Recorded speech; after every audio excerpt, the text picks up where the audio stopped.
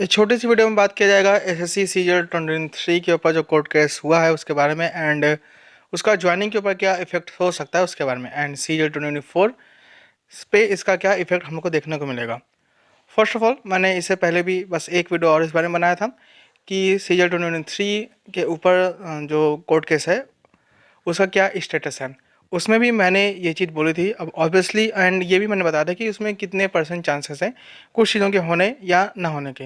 मुझे काफ़ी अच्छा लगा कि उसमें काफ़ी पॉजिटिव रिस्पांस मिला दोनों की तरफ से, सिलेक्टेड एंड जो कैंडिडेट्स हैं जो कि सिलेक्ट नहीं हो पाए उन दोनों की तरफ से, क्योंकि जो भी मैंने चीज़ें बोली पूरी तरीके से लॉजिकल पॉइंट्स पे बेस्ड थी। एंड अंत का जो कंक्लूजन था उसे मैंने उस वीडियो में बताया था कि अकॉर्डिंग टू मी क्या हो सकता है।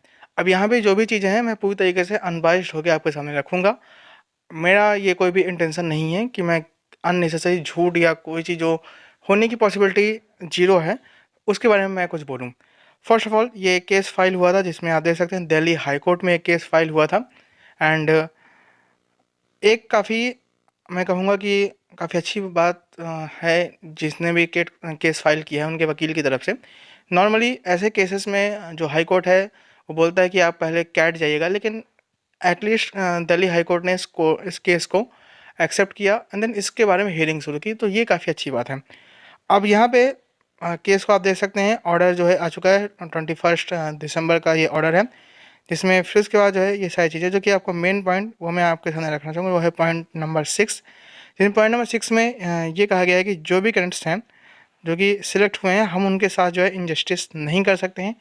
इसलिए जो है अब इसमें किसी भी ऐसा हम स्टेट यानी कि एसएससी या जो कंसर्न डिपार्टमेंट्स हैं उनको हम ऐसा कोई भी ऑर्डर नहीं दे सकते कि इनकी ज्वाइनिंग को रोका जाए। इन अदर वर्ड्स जो दिल्ली हाई कोर्ट है उसने स्टे लगाने से मना कर दिया है। इसकी जो नेक्स्ट हेयरिंग की डेट है वो है 30 जैन 2024, आज से लगभग एक महीना बाद। अब मैं ज्वाइनिंग आपको बता दूं कि मोस्ट प्रोबेबली जो इस दिसंबर के लास्ट में जो रोज़गार मेला होने वाला है, आई थिंक 29 दिसंबर या ऐसे कोई डेट है, मैं गलत हो सकता हूँ।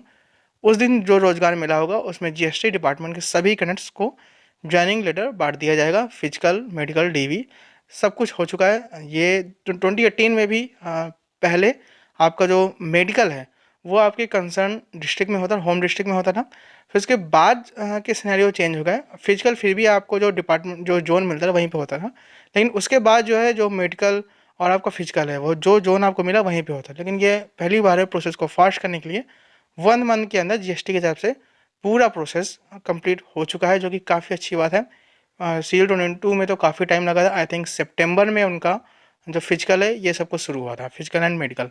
तो आप समझ सकते हैं कि उसमें अराउंड 3 से 4 महीने लगे थे, लेकिन इस बार एक महीने में सारा प्रोसेस ख़त्म।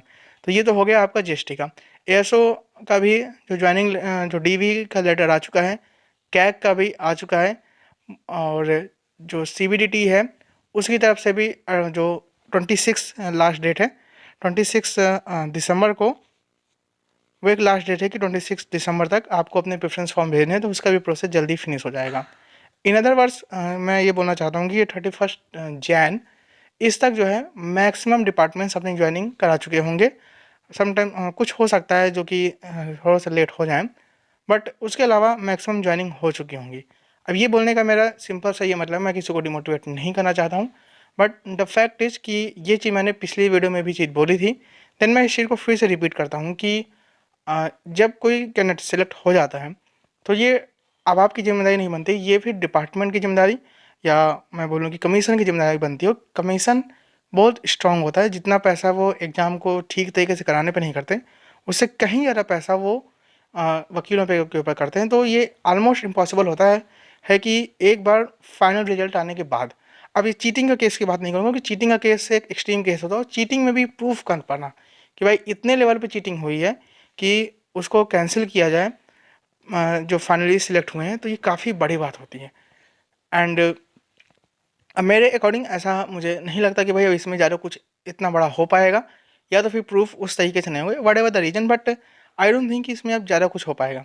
रही बात कि भाई सीजल 2024 के ऊपर क्या इफेक्ट पड़ेगा, तो अगर ये प्रोसेस लंबा चलता है स्टिल लाइक सीजल 2019 जैसा इसका हाल होता कि जब तक कोर्ट की तरफ से इसमें डिसीजन नहीं लिया जाता है तब तक जो है जैसे लिखा रहा सीजल 2019 में कि इनकी ज्वाइनिंग लेटर को होल्ड पे रखा जाए, तो तब तक वही चीज़ हुई थी कि फाइनल रिजल्ट नहीं आ रहा। अगर ऐसी चीज़ इसमें मेंशन होती तो डेफिनेटली इसका असर सेल 2024 पे ये होता कि 23 से मैं कई सारे कंटेस्टेंट हैं जो कि अपने जॉब पे जा चुके होंगे, देन वो पेपर काउंट ऑब्वियसली वो पेपर डेफिनेटली देंगे, जिसको साउथ मिला वो देगा, जिसको कहीं भी जो अपने जगह पे खुश नहीं वो डेफिनेटली देगा।